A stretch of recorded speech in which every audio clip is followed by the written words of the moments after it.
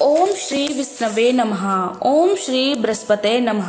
प्रिय श्रोताओं, आज बृहस्पतिवार के दिन सुनिए बृहस्पति देवता की संपूर्ण कथा और आरती। बृहस्पतिवार व्रत की पौराणिक कथा के अनुसार प्राचीन समय की बात है। भारतवर्ष में एक राजा राज्य करता था। वह बड़ा प्रतापी और दानी था। वह नित्य प्रति मंदिर में भगवान के दर्शन करने जाता था। वह ब्राह्मण और गुरु की सेवा किया करता था। उसके द्वार से कोई भी याचक निराश होकर नहीं लौटता था। वह प्रत्येक गुरुवार को व्रत रखता और पूजन करता था। हर दिन गरीबों की सहायता करता था, परंतु यह सब बातें उसकी रानी को अच्छी नहीं लगती थी। वह ना तो व्रत करती, ना ही किसी को एक भी पैसा दान में देती थी और राजा से भी ऐसा करने को मना किया करती थी। एक समय की बात है कि राजा शिकार खेलने वन को चले गए। घर पर रानी और दासी थी। उसी समय गुरु बृहस्पति साधु का रूप धारण करके राजा के दरवाजे पर भिक्षा मांगने आए। साधु ने रानी से भिक्षा मांगी तो वह कहने लगी, हे साधु महाराज, मैं इस दान और पुण्य से तंग आ गई हूँ। इस कार्य के लिए तो मेरे पतिदेव ही बहुत है। अब आप ऐसी कृपा करें कि हमारा सारा धन नष्ट हो जाए और मैं आराम से रह सकूं। साधु रूपी बृहस्पति देव ने कहा, हे देवी, तुम बड़ी विचित्र हो। संतान और धन से कोई दुखी नहीं होता, इसको तो सभी चाहते हैं। पापी भी पुत्र और धन की इच्छा करता है। अगर तुम्हारे पास धन अधिक है तो भूखे मनुष्य को भोजन कराओ, प्याऊ लगवाओ, ब्राह्मणों को दान दो, धर्मशालाएं बनवाओ, कुआं, तालाब, बावड़ी, बाग, बगीचे आदि का निर्माण कराओ तथा निर्धनों की कुंवारी कन्याओं का विवाह कराओ और यज्ञ आदि करो। इस प्रकार के कर्मों से आपके कुल का और आपका नाम परलोक में सार्थक होगा और स्वर्ग की प्राप्ति होगी। किंतु रानी साधु की इन बातों से खुश नहीं हुई। उसने कहा, हे साधु महाराज, मुझे ऐसे धन की बिल्कुल आवश्यकता नहीं है जिसको मैं अन्य लोगों को दान दूं या जिसको रखने और संभालने में ही सारा समय नष्ट हो जाए। तब साधु ने कहा, हे देवी, अगर तुम्हारी ऐसी ही इच्छा है तो जैसा मैं तुम्हें बताता हूँ तुम वैसा ही करना। बृहस्पतिवार के दिन घर को गोबर से लीपना, अपने केसों को पीली मिट्टी से धोना, राजा से कहना वह दाढ़ी कटवाएं, भोजन में मांस मदिरा खाना, कपड़ा धोबी के यहाँ धुलने देना। इस प्रकार 7 बृहस्पतिवार करने से तुम्हारा सब धन नष्ट हो जाएगा। ऐसा कहकर साधु महाराज रूपी बृहस्पति देव अंतर्ध्याय हो गए। रानी ने साधु के कहे अनुसार 7 बृहस्पतिवार तक वैसा ही करने का विचार किया। साधु के बताए अनुसार कार्य करते हुए केवल 3 ही बृहस्पतिवार बीते थे। उनकी धन संपत्ति नष्ट हो गई। भोजन के लिए दोनों समय परिवार तरसने लगा तथा सांसारिक भोगों से दुखी रहने लगा। तब वह राजा रानी से कहने लगा, हे रानी, तुम यहाँ पर रहो, मैं दूसरे देश को जाता हूँ, क्योंकि यहाँ पर मुझे सभी मनुष्य जानते हैं, इसलिए मैं यहाँ कमा नहीं सकता। मैं परदेश जा रहा हूँ, वहाँ कोई काम धंधा करूँगा, शायद हमारे भाग्य बदल जाए। ऐसा कहकर राजा परदेश चला गया। वह वहां जंगल से लकड़ी काट कर लाता और शहर में बेचता। इस तरह जीवन व्यतीत करने लगा। इधर राजा के बिना रानी और दासियां दुखी रहने लगी। किसी दिन भोजन मिलता तो किसी दिन जल पीकर ही रह जाती। एक बार रानी और दासियों को 7 दिन तक भोजन के बिना ही रहना पड़ा। तो रानी ने अपनी दासी से कहा, हे दासी, यहाँ पास की नगर में मेरी बहन रहती है, वह बहुत धनवान है, तू उसके पास जा और वहां से 5 सिर बेझर मांग कर ले आ, जिससे कुछ समय के लिए गुजर हो जाएगा। दासी रानी की बहन के पास गई।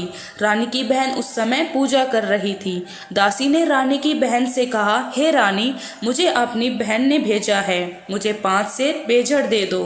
दासी ने यह बात अनेक बार कही, परंतु रानी की बहन ने कोई उत्तर नहीं दिया, क्योंकि उस समय वह बृहस्पतिवार की कथा सुन रही थी। जब दासी को रानी की बहन से कोई उत्तर नहीं मिला तो वह बहुत दुखी हो गई। उसे क्रोध भी आया।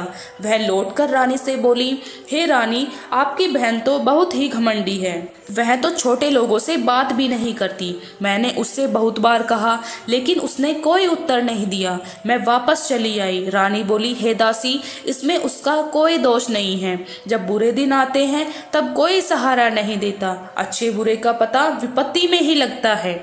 अब तो जो ईश्वर की इच्छा होगी वही होगा। परंतु मैं उससे बोली नहीं। इससे वह बहुत दुखी हुई होगी। अतः कथा सुनकर और विष्णु भगवान का पूजन समाप्त कर वह अपनी बहन के घर आई और कहने लगी, हे बहन, मैं बृहस्पतिवार का व्रत कर रही थी। तुम्हारी दासी हमारे घर गई थी, परंतु जब तक कथा होती है तब तक हम लोग ना उठते हैं और ना ही बोलते हैं, इसलिए मैं नहीं बोली। कहो दासी, क्यों गई थी? रानी बोली, बहन, हमारे घर अनाज नहीं था। वैसे तुमसे कोई बात छिपी नहीं है, इस कारण मैंने दासी को तुम्हारे पास 5 सेर भेजर लेने के लिए भेजा था। रानी की बहन बोली, बहन देखो, बृहस्पति भगवान सबकी मनोकामना पूर्ण करते हैं। देखो, शायद तुम्हारे घर में अनाज रखा हो। यह बात दासी घर के अंदर गई, वहां उसे एक घड़ा बेझर का मिल गया। उसे बड़ी हैरानी हुई क्योंकि उसने एक एक बर्तन देख लिया था। उसने बाहर आकर रानी को बताया। दासी अपनी रानी से कहने लगी, हे रानी, देखो, वैसे हमको जब अन्न नहीं मिलता तब हम रोज व्रत ही तो करते हैं। अगर इनसे व्रत की विधि और कथा पूछ ली जाए तो हम भी किया करेंगे। दासी के कहने पर रानी ने अपनी बहन से बृहस्पतिवार व्रत के बारे में पूछा। उसकी बहन ने बताया, हे रानी, बहन, बृहस्पतिवार को सूर्य उदय से पहले उठकर बृहस्पतिवार का व्रत करना चाहिए, लेकिन उस दिन सिर नहीं धोना चाहिए। बृहस्पतिवार के व्रत में चने की दाल और मुनक्का से विष्णु भगवान का केले के वृक्ष की जड़ में पूजन करें तथा दीपक जलाएं। उस दिन एक ही समय भोजन करें। भोजन पीले खाद्य पदार्थ का करें और कथा सुने। इस प्रकार करने से गुरु भगवान प्रसन्न होते हैं, अन्य पुत्र धन देते हैं, मनोकामना पूर्ण करते हैं। व्रत और पूजन की विधि बताकर रानी की बहन अपने घर लौट गई। रानी और दासी दोनों ने निश्चय किया कि बृहस्पति देव भगवान का पूजन जरूर करेंगे। 7 दिन बाद जब बृहस्पतिवार आया तो उन्होंने व्रत रखा। गुड़साल में जाकर चना और गुड़ बीन लाई तथा उसकी दाल से केले की जड़ तक भगवान विष्णु का पूजन किया। अब पीला भोजन कहाँ से आए? दोनों बड़ी दुखी हुई, परंतु उन्होंने व्रत किया था, इस कारण बृहस्पति देव भगवान प्रसन्न थे। एक साधारण व्यक्ति के रूप में वे 2 थालों में सुंदर भोजन लेकर आए। दासी को देकर बोले, हे दासी, यह भोजन तुम्हारे और रानी के लिए है, तुम दोनों कर लेना। दासी भोजन पाकर बहुत प्रसन्न हुई और रानी से बोली, रानी जी, भोजन कर लो। रानी को भोजन आने के बारे में कुछ नहीं पता था, इसलिए मैं दासी से बोली, जा तू ही भोजन कर, क्यों तू व्यर्थ में हमारी हंसी उड़ाती है। तब दासी बोली, रानी, एक व्यक्ति भोजन देकर गया है। तब रानी ने कहने पर वह भोजन करने के लिए तैयार हो गई। दासी ने कहा, वह व्यक्ति हम दोनों के लिए 2 थालों में भोजन देकर गया है, इसलिए मैं और आप दोनों ही साथ भोजन करेंगे। फिर दोनों ने गुरु भगवान को नमस्कार कर भोजन किया। उसके बाद से वे प्रत्येक बृहस्पतिवार को गुरु भगवान का व्रत और पूजन करने लगी। बृहस्पति भगवान की कृपा से उनके पास धन हो गया, परंतु रानी फिर पहले की तरह से आलस्य करने लगी। तब दासी बोली, देखो रानी, तुम पहले भी इसी प्रकार का आलस्य करती थी। तुम्हें धन रखने में कष्ट होता था, इस कारण सभी धन नष्ट हो गया। अब गुरु भगवान की कृपा से धन मिला है तो तुम्हें फिर आलस्य होता है। बड़ी मुसीबतों के बाद हमने यह धन पाया है, इसलिए हमें दान पुण्य करना चाहिए। तुम भूखे मनुष्यों को भोजन कराओ, प्याऊ लगवाओ, ब्राह्मणों को दान दो, कुआं, तालाब, बावड़ी आदि का निर्माण करवाओ, मंदिर पाठशाला बनवाकर दान दो, कुंवारी कन्याओं का विवाह करवाओ, धन को शुभ कार्यों में खर्च करो, जिससे तुम्हारे कुल का यश बढ़े और स्वर्ग प्राप्त हो, पितर भी प्रसन्न हो। दासी की बात मानकर रानी ने इसी प्रकार के कर्म करने प्रारंभ कर दिए, जिससे उनका काफी यश फैलने लगा। एक दिन रानी और दासी आपस में विचार करने लगी कि न जाने राजा किस दशा में होंगे, उनकी कोई खोज खबर भी नहीं है। उन्होंने बृहस्पति देव से प्रार्थना की और तथा भगवान ने रात्रि में राजा को स्वप्न में कहा, हे राजा, उठ, तेरी रानी तुझको याद करती है, अब अपने देश को वापस लौट जा। राजा प्रातःकाल उठकर जंगल से लकड़ियां काटकर लाने के लिए जंगल की ओर चल पड़ा। जंगल से गुजरते हुए वह सोचने लगा, रानी की गलती से उसे कितने कष्ट भोगने पड़े। राजपाट छोड़कर उसे जंगल में रहना पड़ा। जंगल से लकड़ियां काटकर उन्हें बेचकर गुजारा करना पड़ा। उसी समय उस जंगल में बृहस्पति देव एक साधु का रूप धारण करके आए और राजा के पास आकर बोले, हे लखड़हारे, तुम इस सुनसान जंगल में किस चिंता में बैठे हो, मुझे बतलाओ। यह सुनकर राजा की आंखें आंसू से भर आई और साधु की वंदना करके वह बोला, हे प्रभु, आप सब कुछ जानने वाले हैं। ऐसा कहकर राजा ने साधु को अपनी संपूर्ण कथा सुना दी। महात्मा दयालु होते हैं। वे राजा से बोले, हे राजा, तुम्हारी पत्नी ने बृहस्पति देव के प्रति अपराध किया था, जिसके कारण तुम्हारी यह दशा हुई है। अब तुम किसी प्रकार की चिंता मत करो, भगवान तुम्हें पहले से अधिक धन देंगे। देखो, तुम्हारी पत्नी ने बृहस्पतिवार का व्रत करना प्रारंभ कर दिया। अब तुम भी बृहस्पतिवार का व्रत करके चने की दाल और गुड़ जल के लोटे में डालकर केले का पूजन करो, फिर कथा कहो या सुनो, भगवान तुम्हारी सब मनोकामनाएं पूर्ण करेंगे। साधु को प्रसन्न देखकर राजा बोले, हे प्रभु, मुझे लकड़ी बेचकर इतना ही पैसा मिलता है जिससे भोजन करने के उपरांत कुछ बचा सकूं। मैंने रात्रि में अपनी रानी को व्याकुल देखा है। मेरे पास कोई साधन नहीं है जिससे समाचार जान सकूं।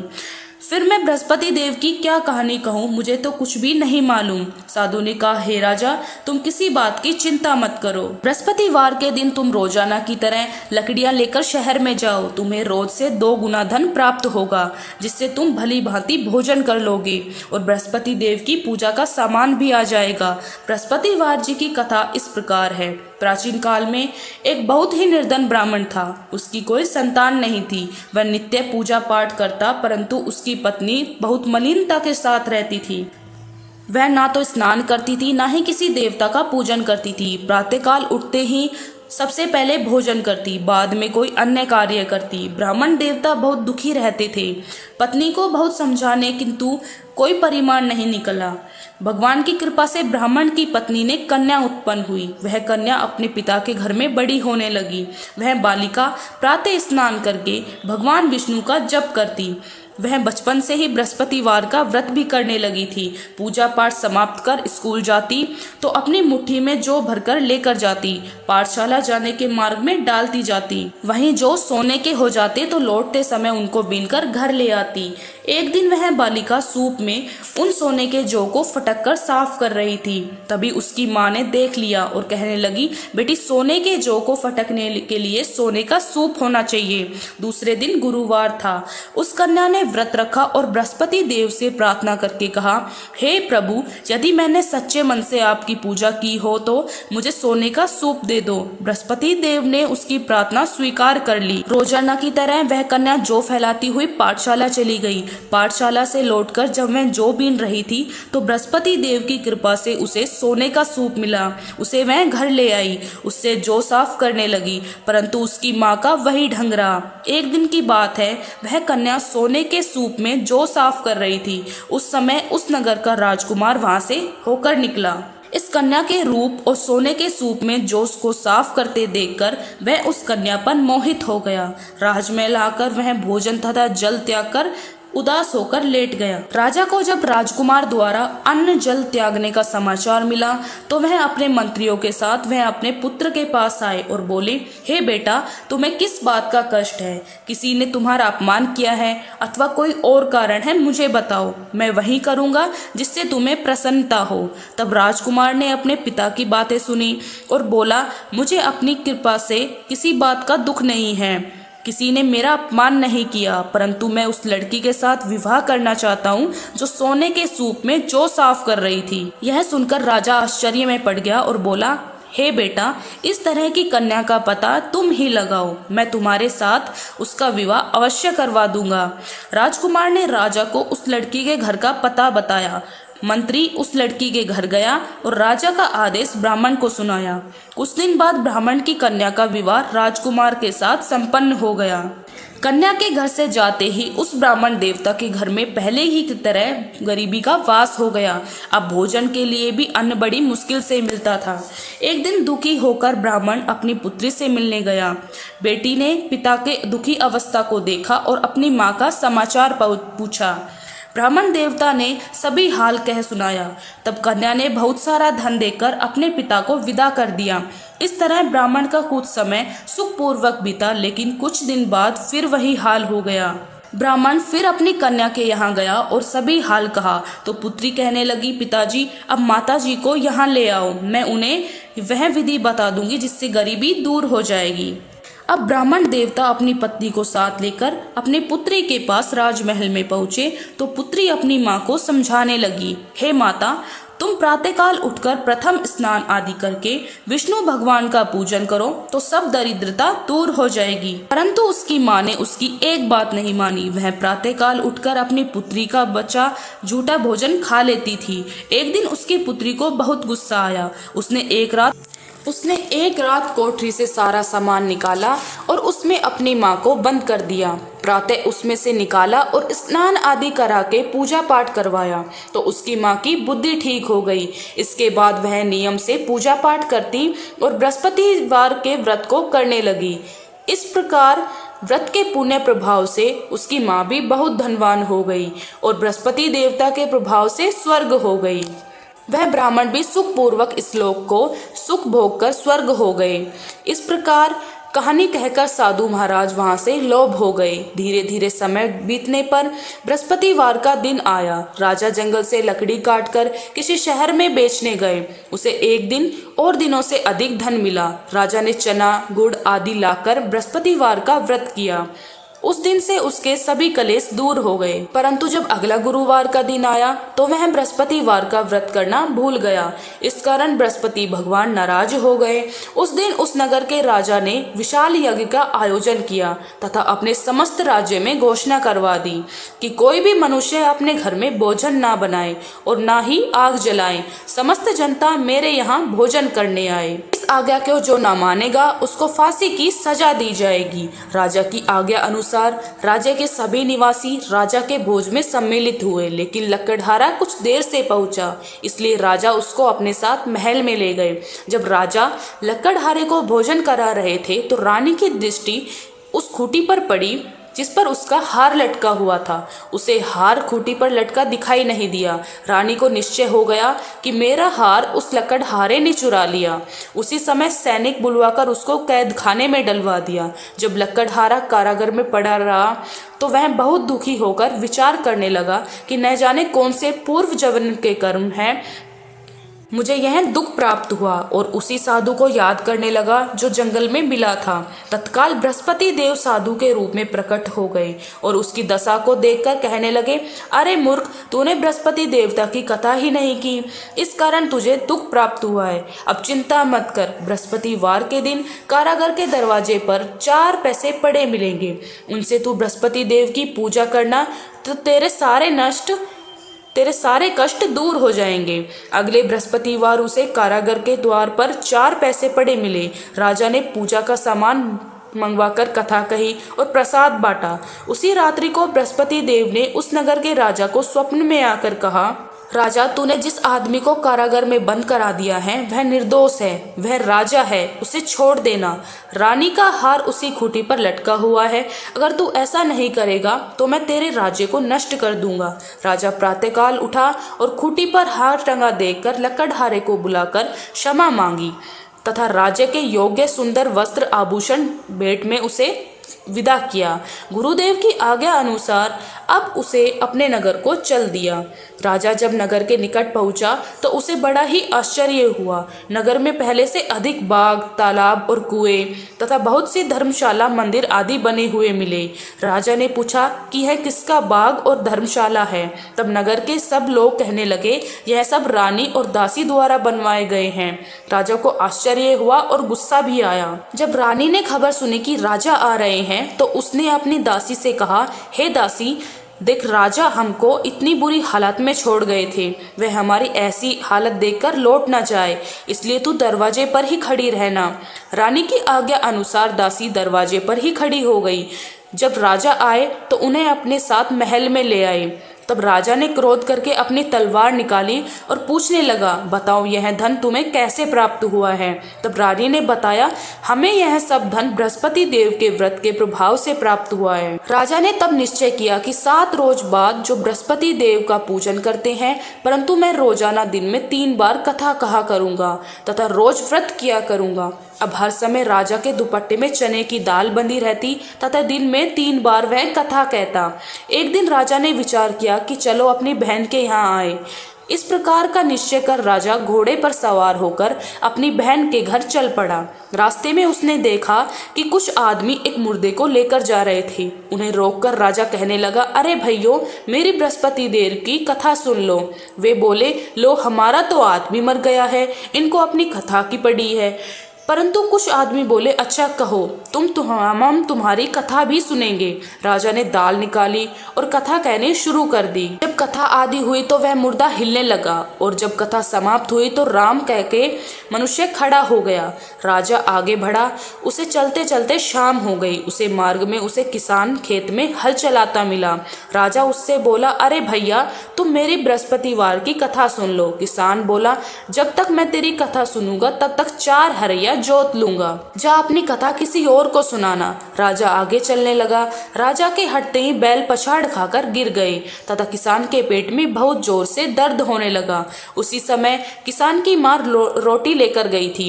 उसने जब यह देखा, अपने पुत्र से सब हाल पूछा। बेटे ने अपनी हाल बता दिया। बुढ़िया दौड़ी दौड़ी उस घुड़सवार के पास गई और उससे बोली, मैं तेरी कथा सुनूंगी, तू अपनी कथा मेरे खेत पर ही चलकर कहना। राजा ने लौटकर बुढ़िया के खेत पर जाकर कथा कही, जिसके सुनते ही बैल खड़े हो गए। किसान के पेट का दर्द भी बंद हो गया। अब राजा अपनी बहन के घर पहुंचा। बहन ने भाई की खूब मेहमानी की। दूसरे दिन प्रातःकाल राजा जगा तो देखने लगा कि सब लोग भोजन कर रहे थे। राजा ने अपनी बहन से पूछा कि ऐसा कोई मनुष्य है जिसने भोजन ना किया हो, जो मेरी बृहस्पतिवार की कथा सुन ले। तो बहन बोली, हे भैया, यह देश ऐसा ही है। पहले यहाँ के लोग भोजन करते हैं, बाद में अन्य कोई काम करते हैं। अगर पड़ोस में कोई हो तो देख कर आती हूँ। ऐसा कहकर बहन देखने चली, परंतु उसे कोई भी व्यक्ति ऐसा नहीं मिला जिसने भोजन नहीं किया हो। फिर वह एक कुम्हार के घर गई जिसका लड़का बीमार था। उसे पता चला कि उसके यहाँ 3 दिन से किसी ने भोजन नहीं किया है। रानी ने अपने भाई की कथा सुनने के लिए कुम्हार से कहा तो वह तैयार हो गया। तब राजा ने जाकर बृहस्पतिवार की कथा कही, जिसको सुनकर उसका लड़का ठीक हो गया। अब तो राजा की प्रशंसा होने लगी। एक दिन राजा ने अपनी बहन से कहा, हे बहन, मैं अपने घर जाऊंगा, तुम भी तैयार हो जाओ। राजा की बहन ने अपनी सास से अपने भाई के साथ जाने की आज्ञा मांगी तो सास बोली, चली जा, परंतु अपने लड़के को मत लेके जाना, क्योंकि तेरे भाई की कोई संतान नहीं है। बहन ने अपने भाई से कहा, हे भैया, मैं तो चलूंगी, परंतु कोई बालक नहीं जाएगा। राजा ने कहा, जब कोई बालक नहीं चलेगा तब तुम भी जाकर क्या करोगी। फिर दुखी मन से राजा अपने नगर को लौट आया। राजा ने अपनी रानी से कहा, हम निसंतान हैं, इसलिए हमारे घर आना कोई पसंद नहीं करता। हम निरवंशी राजा हैं। ऐसा कहकर वह बिना भोजन आदि किए सैया पर लेट गया। रानी बोली, हे प्रभु, बृहस्पति देव ने हमें सब कुछ दिया, वे हमें संतान भी अवश्य देंगे। उसी रात बृहस्पति देव ने राजा को स्वप्न में आकर कहा, राजा उठ, सभी सोच त्याग दे, तेरी रानी गर्भ से है। राजा को यह बात जानकर बड़ी प्रसन्नता हुई। 9वें महीने रानी के गर्भ से एक सुंदर पुत्र पैदा हुआ। जब राजा की बहन ने यह शुभ समाचार सुना तो वह बहुत खुश हुई तथा बधाई लेकर अपने भाई के यहाँ आई। तभी रानी ने कहा, घोड़ा चढ़कर तो नहीं आई, गधा चढ़ी आई। राजा की बहन बोली, भाई, मैं इस प्रकार ना कहती तो तुम्हें संतान कैसे मिलती। बृहस्पति देव ऐसे ही हैं, जिसके मन में जो कामनाएं रहती हैं सभी को पूर्ण करते हैं। जो सद्भावना पूर्वक बृहस्पतिवार का व्रत करता है और कथा पढ़ता है अथवा सुनता है, दूसरों को सुनाता है, बृहस्पति देव उनकी सभी मनोकामनाएं पूर्ण करते हैं। बृहस्पति देव उनकी सदैव रक्षा करते हैं। जो संसार में सद्भावना और सच्चे मन से बृहस्पति देव का पूजन करते हैं, उनकी सभी मनोकामनाएं उसी प्रकार पूर्ण होती हैं जैसे रानी और राजा ने बृहस्पति देव की कथा का गुणगान किया। उनकी सभी इच्छाएं बृहस्पति देव ने पूर्ण की। मनुष्य को हृदय से उनका मनन करते हुए जयकारा करनी चाहिए। प्रेम से बोलिए, बृहस्पति देवता की जय। जय श्री श्याम।